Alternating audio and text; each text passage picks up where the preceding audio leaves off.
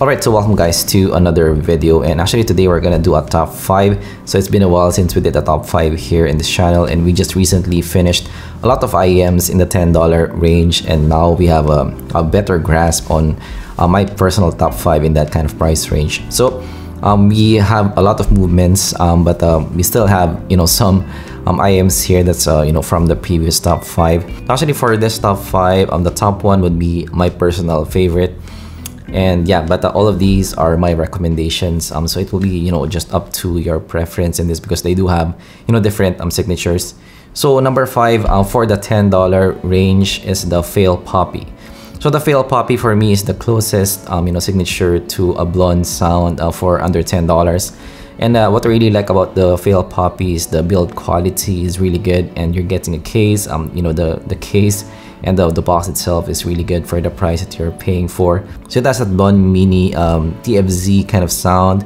So you have that bass elevation at the bottom, and you're getting that around 7-8K peak, and you're not getting a 10K as well. So for some people in that price range, that's one of the few with that kind of signature. And I would say, yeah, pretty good tonality as well, really good build quality. You're getting that metal bullet style. Actually, for me, this is the best build in the $10 range. So nice build, full-bodied sound as well. So it's in the warm side, the bass is elevated in the mix. But what I really like about it is it doesn't have that much peak on top, so the cymbals still have pretty good body for me overall. This is more lively as well compared to the MH755. So if you're into more of a fun sound, kind of a blonde mini sound, this is something that you can consider. The vocals is not the most revealing in the price range, but that full-bodied vocal is definitely something that I like, especially in that price range. So if you're into bass warmth and TFZ kind of sound, Fail Poppy is the way to go, and yeah, the whole package is really good for the price that you're paying for. Right, number 4 is we have the Sony MH755.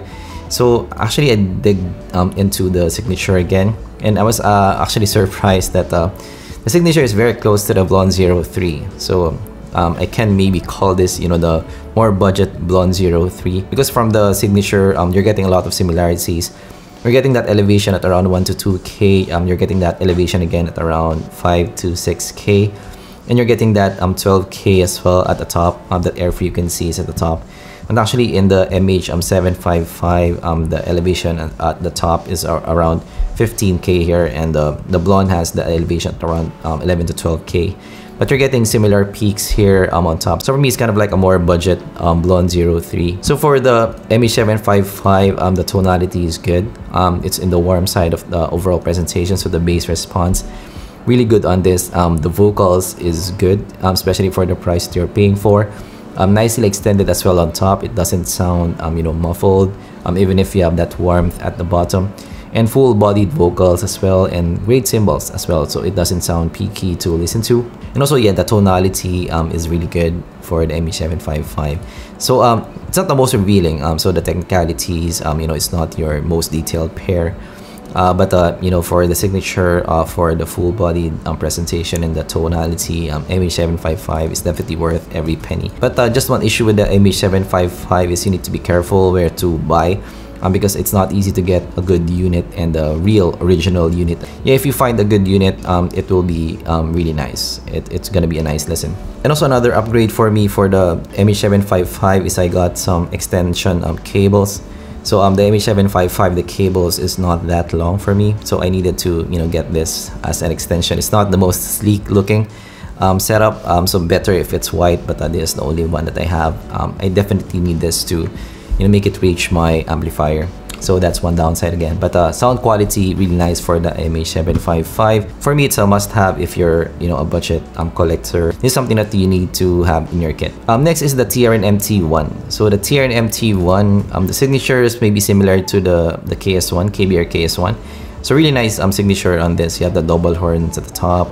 The bass is not that overwhelming in the mix. You have that bright U type of shape on the ear. So yeah, for the $5 range, this is really nice tuning for me.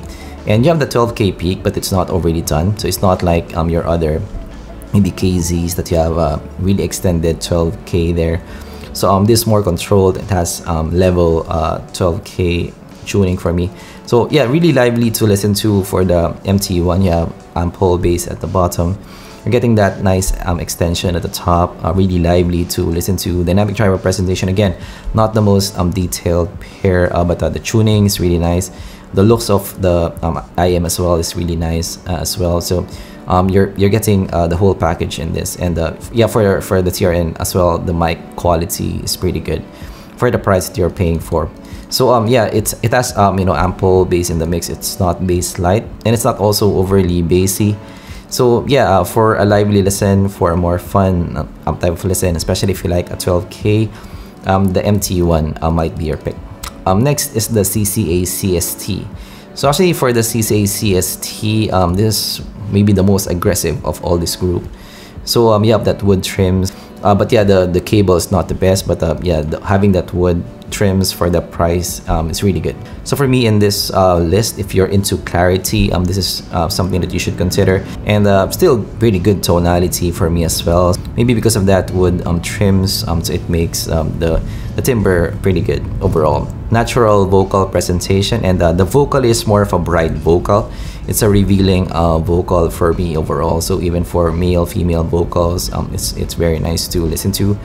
But yes, it's still a U-shaped sound on the ear, so it's not the best in positioning. But yeah, the vocal presentation is really nice for me.